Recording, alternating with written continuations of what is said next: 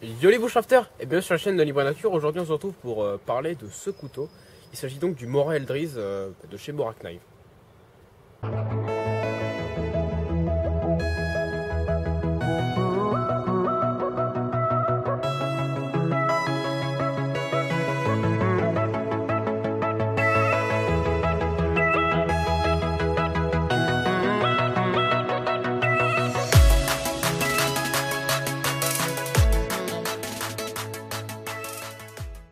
Bon alors on est sur un couteau d'une longueur de la pointe de la lame jusqu'au bout du manche de 14 cm,3.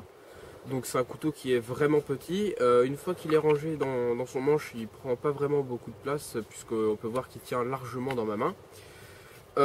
C'est un couteau qui est comme tous les Mora équipé d'un manche en plastique légèrement souple sur l'extérieur pour offrir vraiment un confort et une préhension assez impressionnante. Le design est plutôt réussi. Moi je trouve que Mora fait des efforts au niveau des petits détails qu'il y a ici qui font qu'il y a une bonne préhension et au niveau tout simplement du style que ça donne au couteau. Le manche est vraiment imposant par rapport à la taille de lame qui est seulement de 5,4 cm. Donc c'est vraiment petit.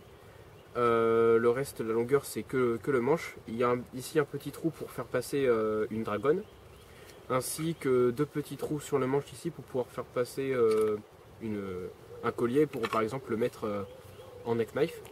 La lame c'est du 12C27 donc de chez Mora, donc un acier très utilisé chez Mora, donc ça tient très bien le tranchant. Sortie de boîte il est tranchant rasoir bien évidemment.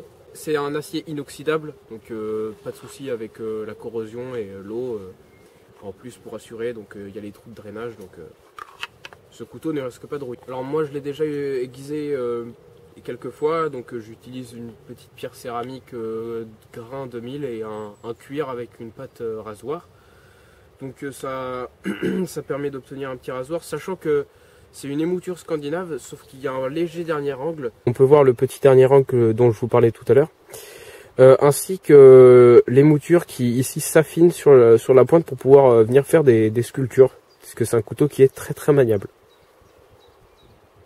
L'épaisseur ici est de 2 mm et le dos de la lame est taillé à 90 degrés pour pouvoir se servir d'un fire steel.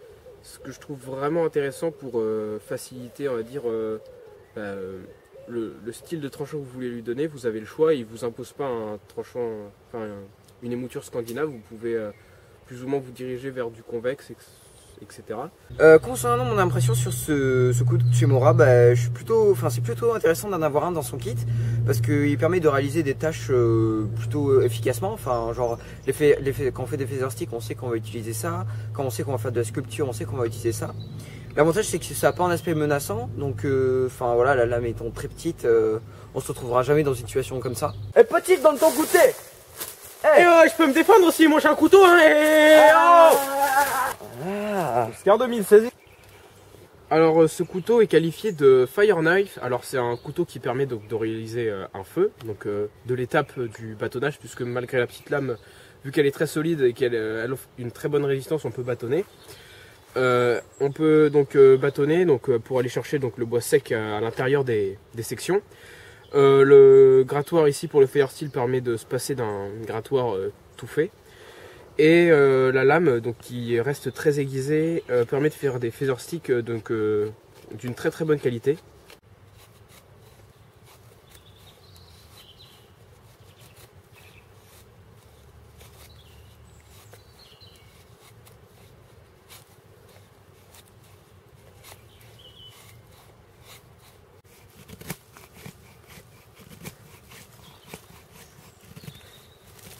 Donc on peut voir que le Mora Eldriz est à l'aise aussi bien sur des feather sticks très fins comme ce que je suis en train de faire là, comme sur des feather sticks plus grossiers ici.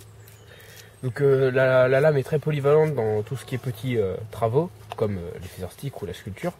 On peut facilement venir faire des cuillères avec la pointe très aiguisée dont il est équipé.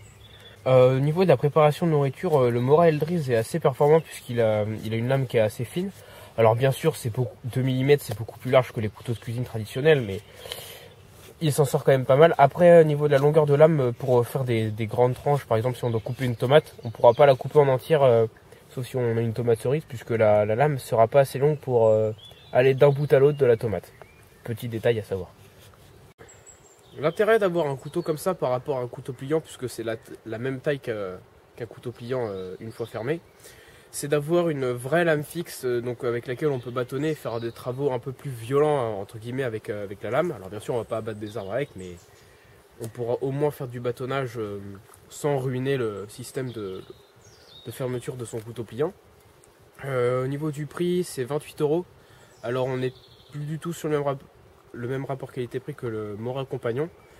Mais par contre on ressent le travail qui a été fait sur le manche et surtout au niveau de la lame qui a vraiment plusieurs parties qui servent à plein de choses différentes pour sculpter, pour faire des fer stick et pour enlever de la matière. Bon, un exemple de sculpture qu'on peut réaliser avec le Mora Eldriz, donc là c'est une cuillère que je suis en train de fabriquer et donc j'ai tout fait de A à Z avec le Mora Eldriz. Un des avantages de cette taille et du poids très léger de ce couteau, c'est qu'on ne peut pas faire de coupe à la volée, donc ça c'est inefficace, ça ne fait absolument rien. Donc ne pensez pas pouvoir faire ne serait-ce qu'un petit peu de coupe à la volée, c'est juste impensable avec ce couteau. Donc on voit ici la nette différence entre les deux gabarits. Donc évidemment ces deux couteaux ne seront pas du tout conçus pour faire le même travail.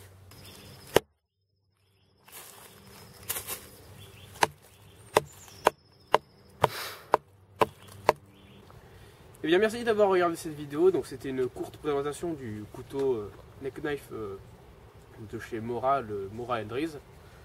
En attendant, n'oubliez pas, restez libre et nature.